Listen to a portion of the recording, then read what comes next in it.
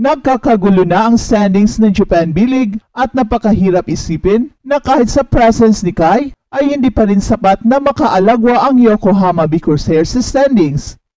Nagkakagulo na naman ang mga Pinoy fans dahil sa sunod-sunod na pagkatalo ng team at si Kai na naman ang kanilang sinisisi. Ang dami na namang mga Negatrons pero kung tutuusin ay napakaganda pa rin ang kanyang nilaro. Naka-double-double pa rin naman itong si Kai Sotto kahit natalo sila.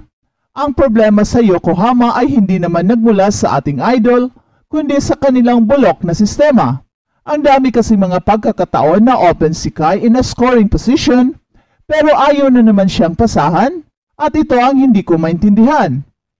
Yet laro lang si Kai at patuloy ang pag-aalagwa ng kanyang laro sa Japan which is kailangan niya ito para tuloy-tuloy rin ang kanyang development.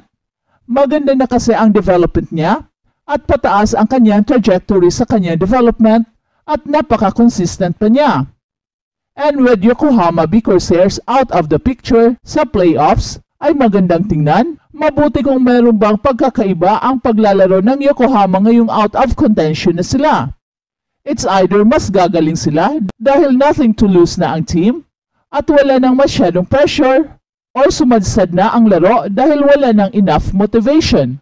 Pero para sa NBA dream ni Kai, ay napaka-crucial pa rin ng 7 remaining games ng Yokohama dahil kulang pa siya ng experience. Kung napapansin nyo, habang tumatagal si Kai sa court, ay mas lalong gumagaling siya.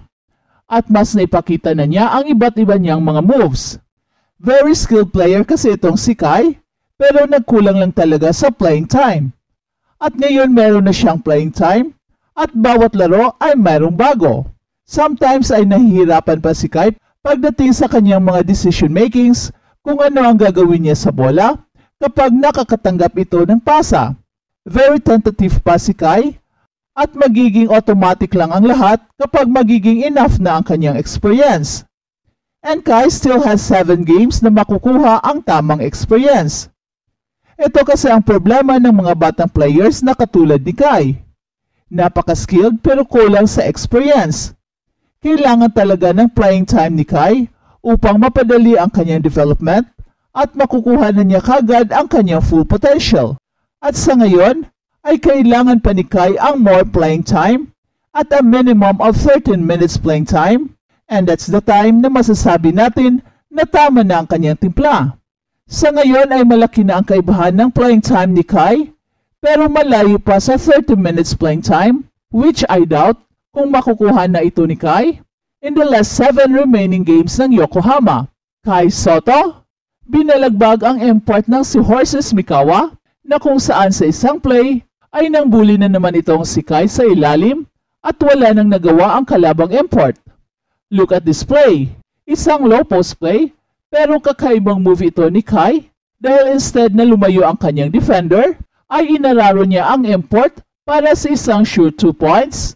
And when sana ito dahil kinapitan pa siya pero bulag pa rin ang referee as usual. And in another play ay binalagbag ni Kai ang kalaban sa isang fast break 2-handed dunk. Talaga namang very obvious ang skills ni Kai dito na pang NBA. Malamang sa alamang ay makakapasok na si Kai Sotto sa NBA this year. At balitang NBA naman. Tinanggal ng Sacramento Kings ang Golden State Warriors sa NBA Play-In Tournament.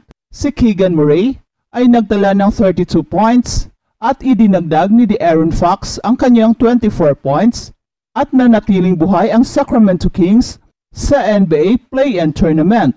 Natinanggal nila ang Golden State Warriors sa pamamagitan ng 118-94 na panalo at nag-advance ang Sacramento Kings upang maglaro sa New Orleans Pelicans sa Biyernes na may pagkakataon na bumalik sa playoffs bilang ika-8 seed sa NBA Western Conference matapos ang pagputol ng kanilang NBA record of 16-year playoff drought last season. Binawi ng Kings ang pagkatalo sa Game 7 sa kanilang tahanan laban sa Golden State noong unang round ng nakaraang taon sa pamamagitan ng mas malinis na paglalaro na siyang isa sa pinakamahalagang panalo para sa franchise sa loob ng 2 dekada.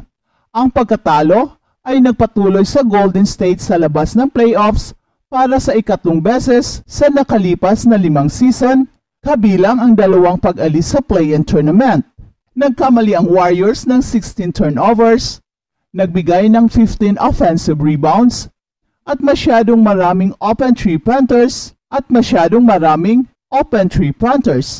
Si Klay Thompson, nagbintis ng lahat ng kanyang 10 shots from the field, at hindi pa masyadong nakatulong itong si Stephen Curry, at nagdala ito ng 22 points, pero di siya nakaalagwa sa nagbantay sa kanya na si Keon Ellis. Ang Kings ay hindi kailanman nabahala sa fourth quarter, at nag-celebrate ito, leading the cheers to Light the Beam over the final few minutes. Ang chant ng Light the Beam ay nagsimula sa kaligitnaan ng fourth quarter habang patuloy na nanalasa ang opensa ng Kings sa Golden State Warriors. Parang payback ito ng Kings sa Warriors in an emphatic fashion na pagkapanalo na nagsignal ito ng katapusan sa dynasty ng Warriors. At si Keegan Murray ay nagtala ng 32 points at idinagdag ni De'Aaron Fox ang kanyang 24 points para makuha ang kanilang panalo. At ang Sacramento Kings ay umusad para maglaro laban sa Pelicans na may pagkataon silang makabalik sa playoffs bilang 8th seed sa Western Conference pagkatapos nilang naputol ang NBA record na 16-year playoff drought last season. Sa akin yung unang play at patuloy lang kaming nagtulungan doon sa simula ng laro. Kapag ang tira mo ay tumatama, lalo na kapag sa akin, palagi nila akong hinahanap. At yan ang sabi ni Murray. Ang karamihan ng mga fans na nanood ay maingay mula sa simula pero di gaanong malakas gaya ng energy nila noong 2023 nang ipagdiwang ng mga fans ng Kings ang wakas sa matagal ng kawalan ng paglaro sa playoffs. Sophomore pa lang ako sa high school nung nanood ako sa kanila na nagwagi ng maraming kampyonato at matagal na naming minamasdan ang kupunang ito, ang Golden State Warriors, at kung ito na nga ang wakas, ganun talaga. Natutuwa ako na natalo namin ang kupunang ito, pero tiyak na sila ay nagkaroon ng isang napakagandang run. At ang pagkatalo ay nagpanatili ng Golden State Warriors sa labas ng playoffs para sa ikatlong pagkakataon sa nakaraang 5 season at para bang hindi sila isang dynamic team na nakapanalo na ng 4 na titles from 2015 to 2022.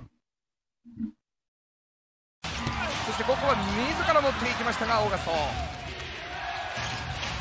非常に試合が動いてきました。またちょっと西田が転倒していますがダンクをきたナイスショットのダンクです。